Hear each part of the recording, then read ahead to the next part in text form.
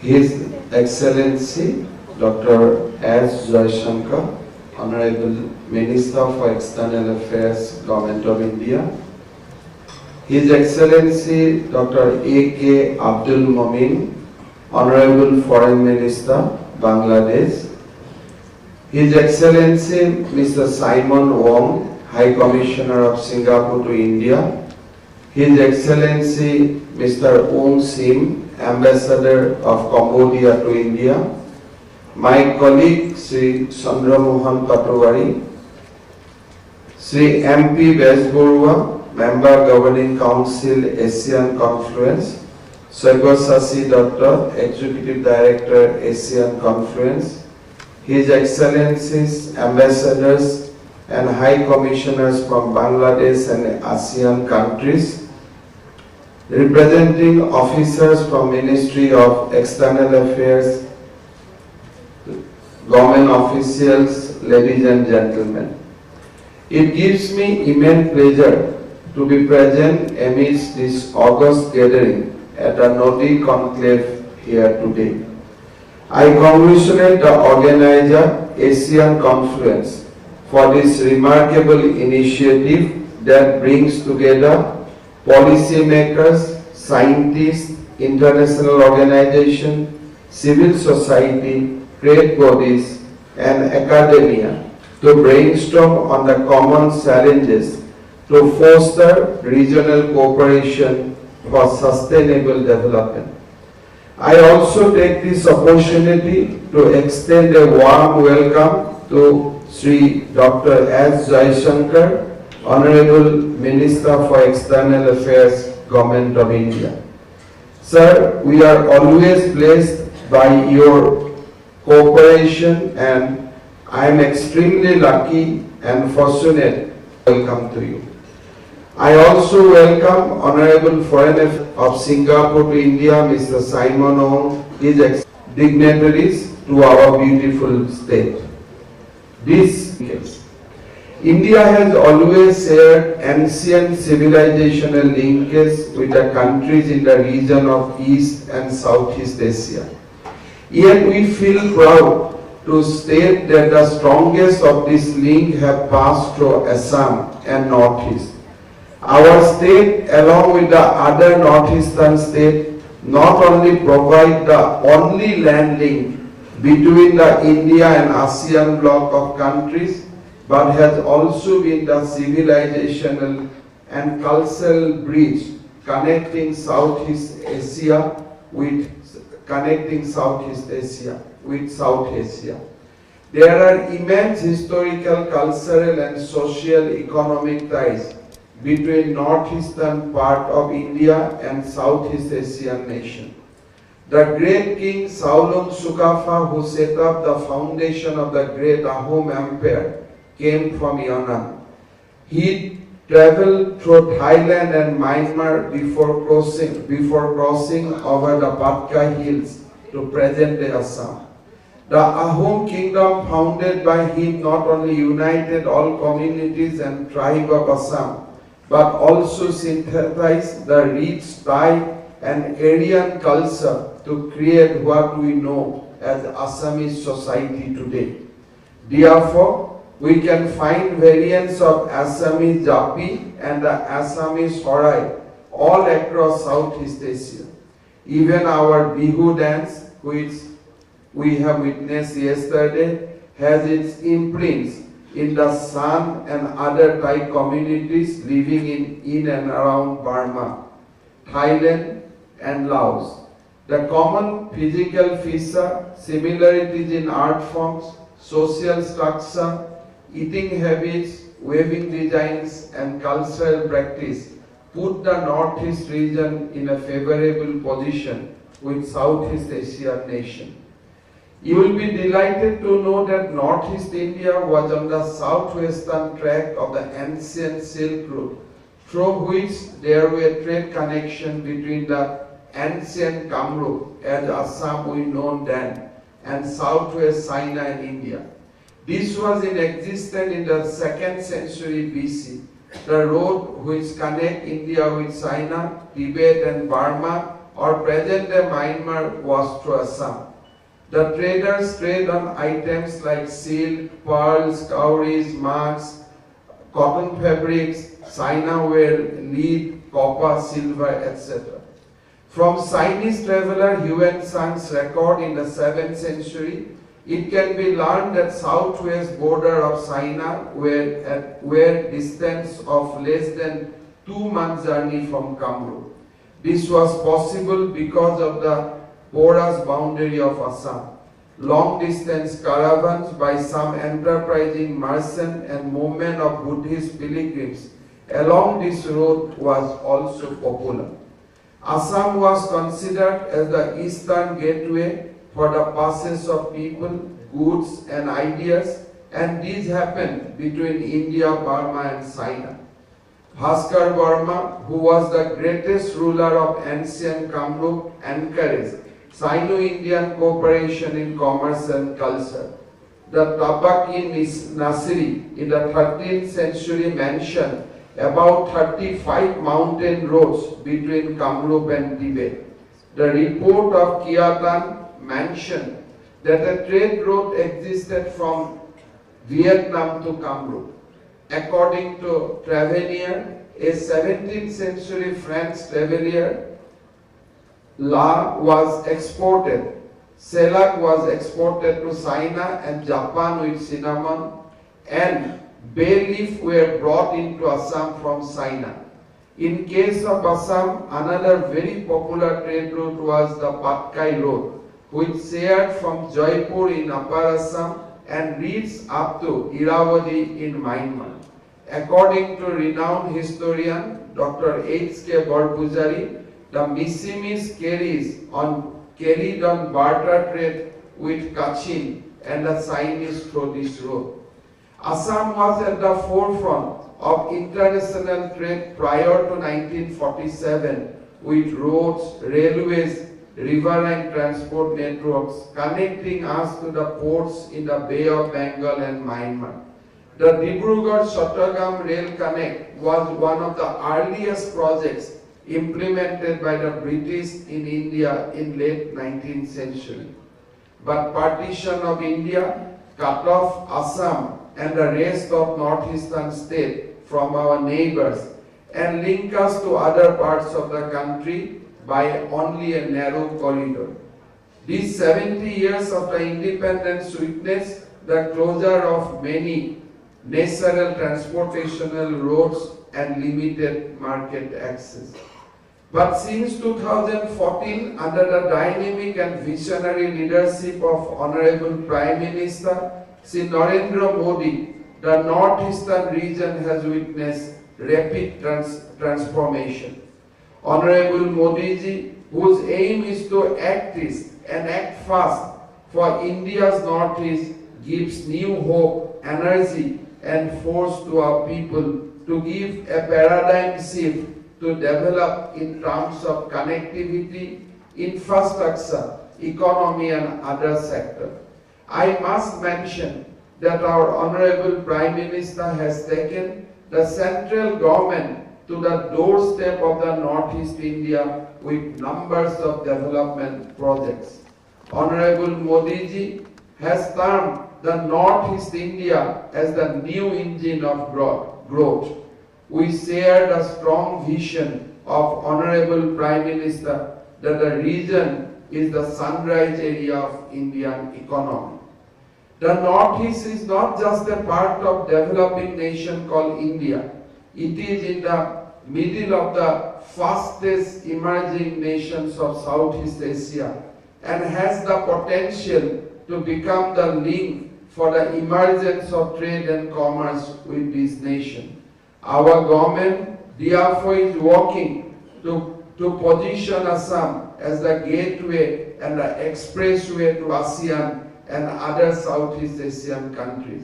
We are working hard to make Assam the industrial hub from which we can service not only the region but also we can cater various requirements for the BBN Asian countries, Bhutan, Bangladesh, Nepal.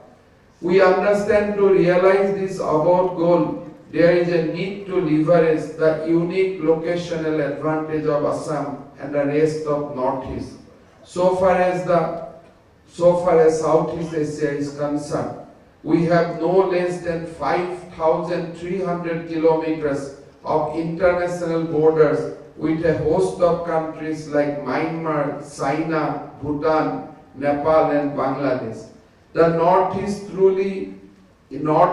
is truly India's gateway to Southeast Asia, and I believe the emerging connectivity with the ASEAN nation will play a defining role in enhancing our shared prosperity. As this conclave is being organized aiming at boosting sub-regional cooperation in the Bay of Bengal region and with Southeast Asia, I would like to underscore some of the vital areas of Assam economy where we can collaborate for shared growth and prosperity. Assam is the largest economy in the Northeast region, and due to our proximity with the rest of India and availability of quality infrastructure, we offer best opportunity and environment for industrial growth. However, agriculture still accounts for more than a third of our state economy. The state produces significant quantity of food grain, fruits, and spices like ginger and turmeric. Our farmers have exported red bow rice grain, mango, jackfruits, vegetable, lemon, ginger, chili, etc. to UK, European Union and other countries. We are promoting natural farming, which is based on production of natural cow-based fertilizer and pesticides. This approach is climate friendly and highly sustainable as it eliminates the requirement of chemical fertilizer. In line with the UN resolution of UN General Assembly, our government is committed to observe 2023 as the International Year of Millet in true letter and spirit. Accordingly, the state has taken up a number of initiatives, including Assam Millet Mission. This mission will be taken up in cluster and value chain approach, addressing not only the production gaps but also post-harvest value addition and nutrition-related aspect. Another important contributor to the economy of the state is forest. There are a large variety of forest types from the evergreen rainforest to riparian forest and freshwater mangroves. The state has 312 notified reserve forests, 5 national parks and 20 wildlife sanctuaries. The forest cover, including trees outside the forest, in Assam is more than 37% of the total geographical area of the state. Assam, that falls in the eastern Himalayan biodiversity region, is one of the biodiversity hotspots in the country. We have 293 orchid species, which is 1/4 of the country's orchid diversity, 42 species of bamboos, 14 species of can, beside multitude of aquatic and forest flora. There are 165 species of endemic flora of Assam and 284 species of plants are critically endangered. Assam's biggest contribution to the world is tea. Assam produces some of the finest and most expensive teas in the world. The petroleum industry in India started at Dikko in Assam, and we have 4 refineries and significant petroleum as well as natural gas reserves.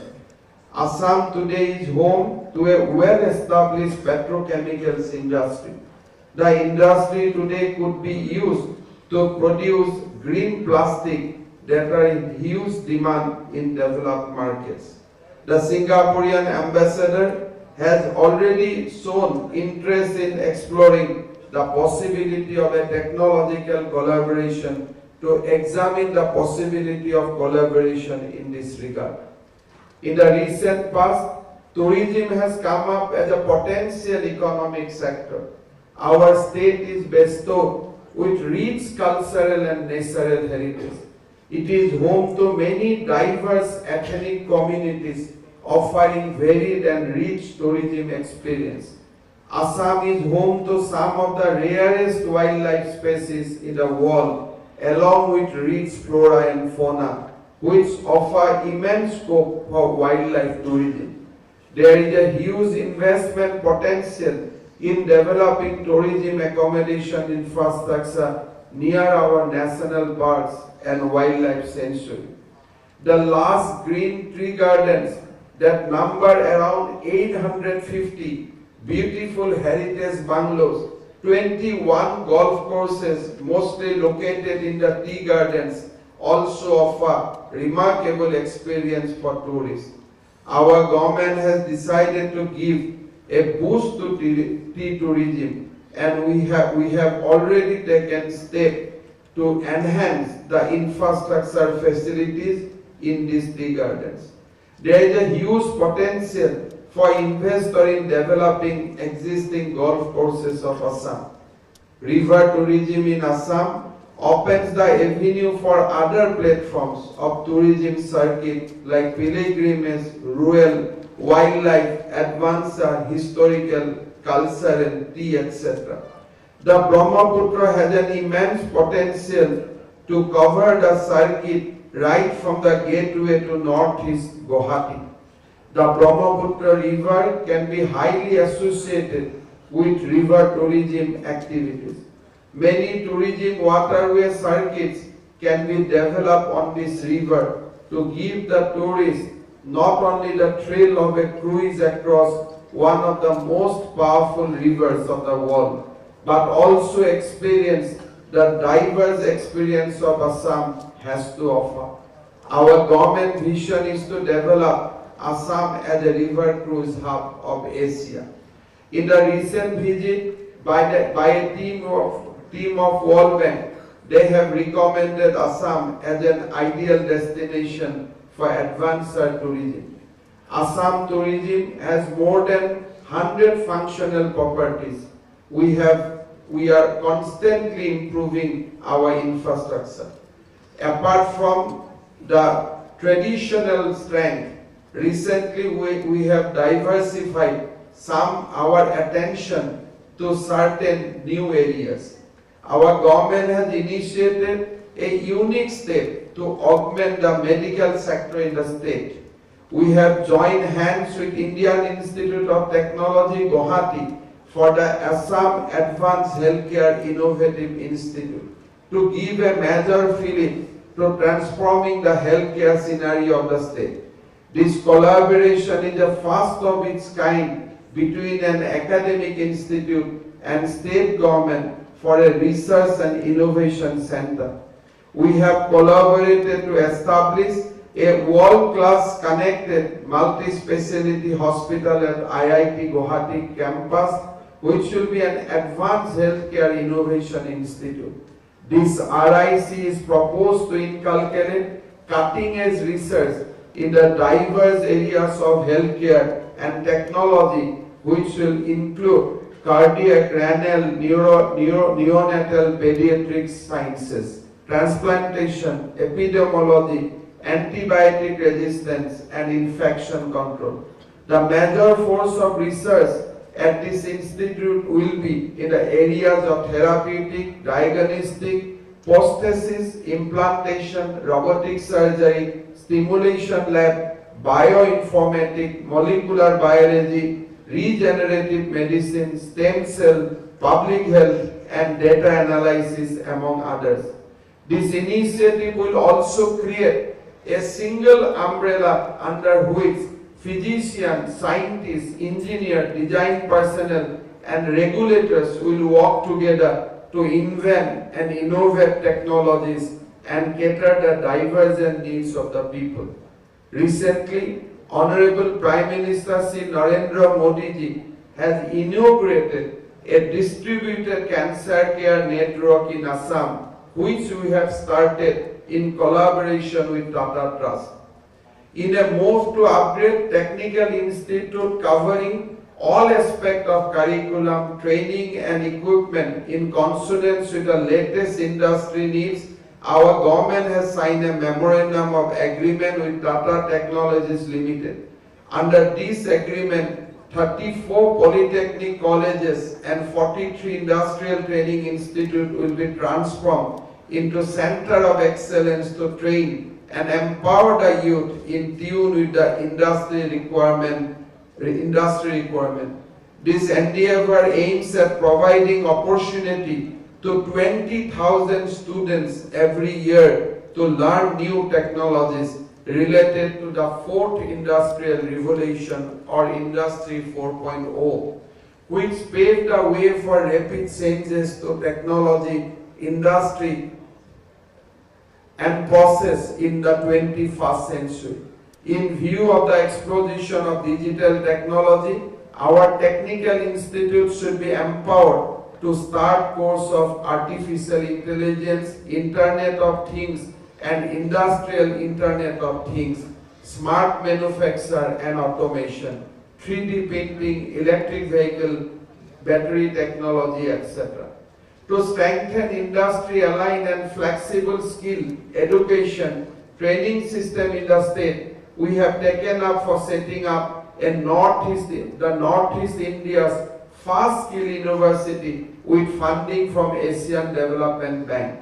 This university is a major step towards reshaping all vocational skill efforts in the state by providing quality technical and vocational education and training.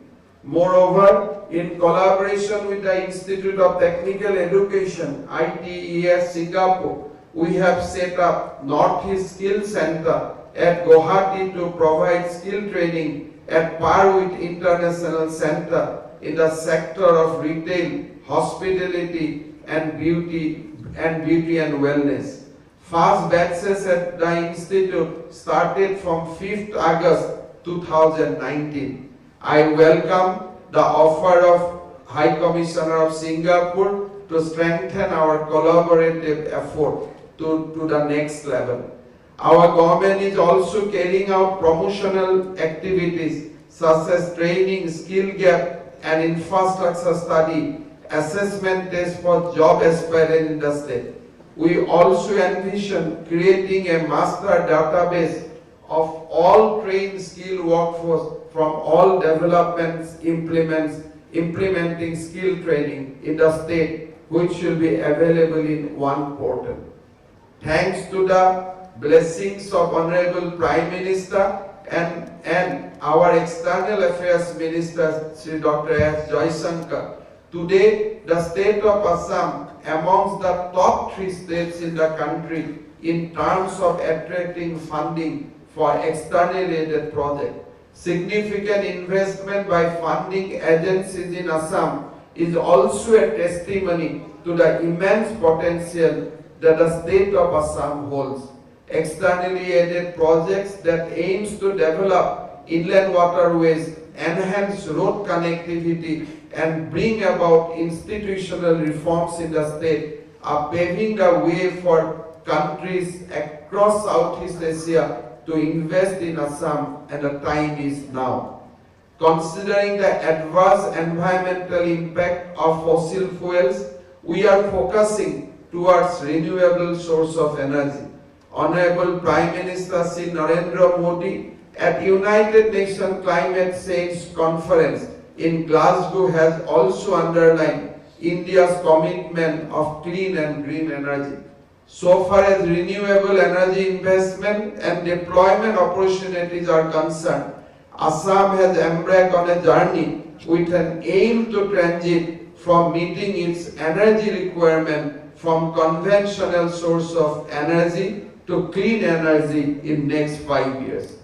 This open up. We are working to explore the generation of power using municipal sources. The construction of which is connectivity in Guwahati city across the northern bank of Brahmaputra in building world-class infrastructure in offering They are offering the cooperation with your Excellency. Assam is nurtured by one of the greatest rivers of the world, Brahmaputra. Huge potential for river transport, tourism and industry impetus.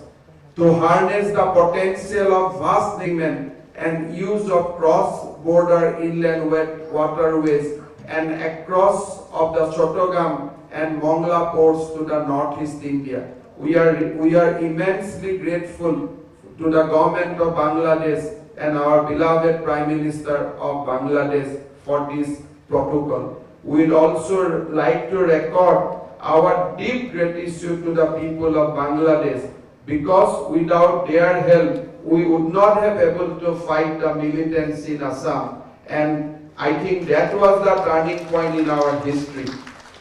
Only recently, cargo vessel carrying the first consignment of food grains and steel from Patna and Haldia sailing through Indo-Bangladesh Protocol Road over river Ganga and Brahmaputra arrived at Pandu port in Guwahati. This was historic and the beginning of a new journey in the economic growth of the entire northeastern region.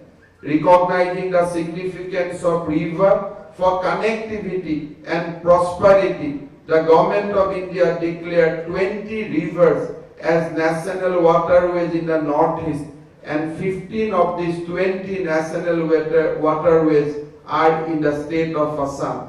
Under the guidance of our Prime Minister, these waterways are now being developed by the Ministry of Ports, Shipping and Waterways through Inland Waterways Authority of India for domestic and exim trade that will provide a boost to growth of trade and commerce in the region.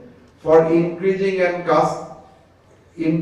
trade in the region, Government of India has also initiated the construction of multimodal logistic park at Jugigupa. Another multimodal logistic park is proposed at Silchar. Supplementing the central government initiative, our government is also taking steps to harness the extensive navigable waterways of the state.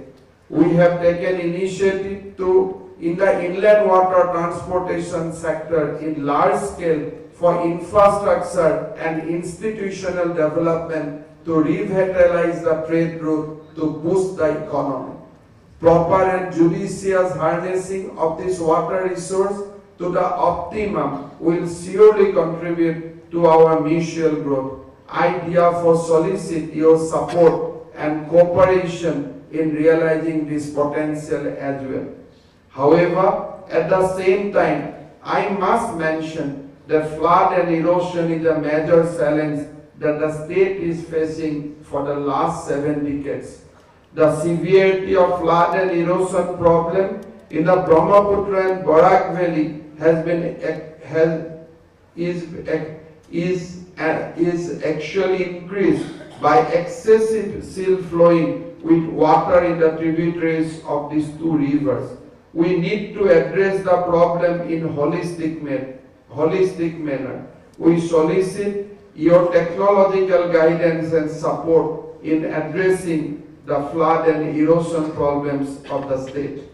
We are aware that due to the active policy of the Government of India, today India's engagement with ASEAN countries and our other neighboring countries like Bangladesh and Bhutan has increased manifold. The Nadi Conclave gives us a remarkable opportunity to articulate a collective vision for our shared prosperity.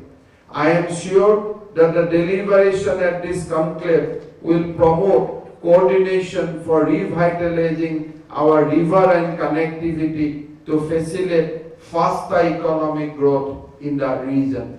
With these few words and thanking you all for once again visiting Assam, I conclude my speech. Thank you. Jai Hind.